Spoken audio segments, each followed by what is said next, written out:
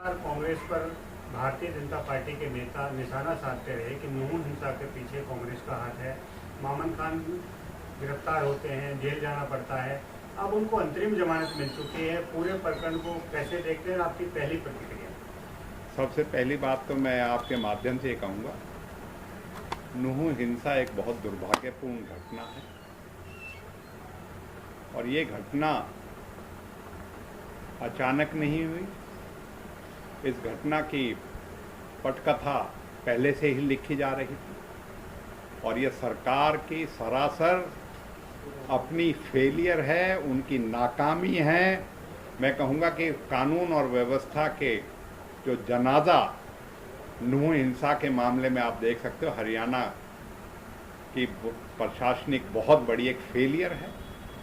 अपनी फेलियर को और अपनी नाकामी को, उस खींच को उतारने के लिए कांग्रेस के ऊपर आरोप लगाना या कांग्रेस के विधायक मामन खान पर आरोप लगाना, ये बिल्कुल निराधार बात है। और हम पहले दिन से कह रहे हैं, एक राजनीतिक षड्यंत्र और अपनी विफलता को, अपनी जो जिम्मेवारी बनती थी उससे मुंह मोड़ के जो इन्होंने ये 31 जुलाई की ये घटना जो घटी, इसका पूर्ण तरीके से जिम्मेदार हरियाणा का प्रशासनिक, हरियाणा की पुलिस और हरियाणा का जो आज के मौजूदा बीजेपी जजपा सरकार है उसकी है। और इसीलिए से पहले दिन से इन्होंने अपनी नाकामी को छुपाने के लिए इस तरह का षड्यंत्र रचा। इनसे जब समनिंग हुई थी, उस समनिंग के खिलाफ भी हमें न्यायपालिका में पूरा भरोसा है। हम पहले भी माननीय उच्च न्यायालय गए थे, उसमें अदालत में गए थे।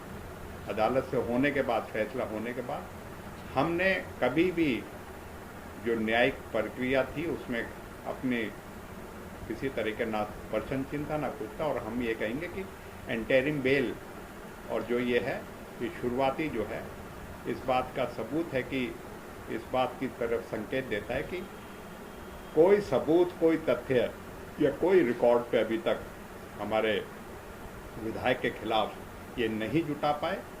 और एक के बजाय उन्होंने 4 केस में उन्होंने संलिप्तता करी और उसमें किसी में भी इस तरीके का कोई तथ्य, कोई सबूत नहीं जुटा पाए जिससे कि उसकी संलिप्तता या किसी तरीके से कोई भी डायरेक्टली इनडायरेक्टली किसी तरीके से उसको साबित कर सकें। और यही है कि हमें आज भी न्यायपालिका में पूर्ण भरोसा है।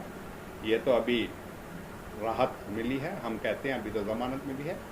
अंत में जाके आप देखेंगे इसमें पूर्ण तरीके से हमें न्याय मिलेगा और हम पूरी तरीके से साफ निर्दोष होके इस सारे मामले से निकलेंगे। और बीजेपी अपनी सरकार की अपनी जो है नाकामी छुपाने के लिए इस तरीके की जो है षड्यंत्र रचा गया है।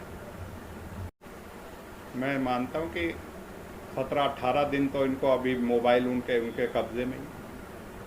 आज के दिन टेक्नोलॉजी ऐसी कुछ नहीं है कि किसी के घंटों में चीज़ें होती हैं। तो आप देख सकते हो 18 दिन के करीब हो गए, उसके बावजूद भी इस तरीके का कहना अपने आप में, मैं पहले कहा, किसी तरीके के कोई सबूत या कोई तथ्य नहीं है। झूठा निराधार केस है और हमें उम्मीद है कि न्यायिक प्रक्रिया जारी है। हमारे जो वकील साहिबान की टीम है वो लगी पड़ी है। कोशिश ये रहेगी कि अगर आज रिहाई हो जाए तो देर रात तक रिहाई की उम्मीद है हमें। और रिहाई होने के बाद जो हम ये मानते हैं कि न्यायपालिका में विश्वास जो है वो आज फिर से मजबूत हुआ है। और आगे हम इस लड़ाई को, न्यायिक लड़ाई को और राजनीतिक लड़ाई को, इसको लड़ेंगे और बीजेपी की जो नाकामी है, बीजेपी की जो फेलियर है, उसको जनता के साथ